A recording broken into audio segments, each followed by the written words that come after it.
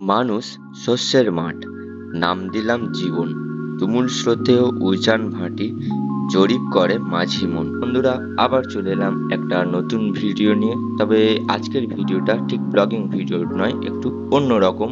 মানুষের সমাজসেবা করে বা মানুষকে খুশি দিয়ে নিজেরা যে কতটা খুশি পাওয়া যায়, সেই কাজটা নিজেরা না করলে ঠিক বোঝা যায় না। আমরা বন্ধুরা মিলে ঠিক করি যে যার মতো অর্থ সাহায্য দিয়ে এইভাবে রান্না করে নিডি যারা দরকারি তাদেরকে রান্না করে এইভাবে খাওয়ানোর একটা ব্যবস্থা করি, এবং কিছু খাবার লাস্টে বেঁচে যাওয়াতে আমরা সেই খাবার আবার তাদের পরিবারের মধ্যে ভাগও করে দিই।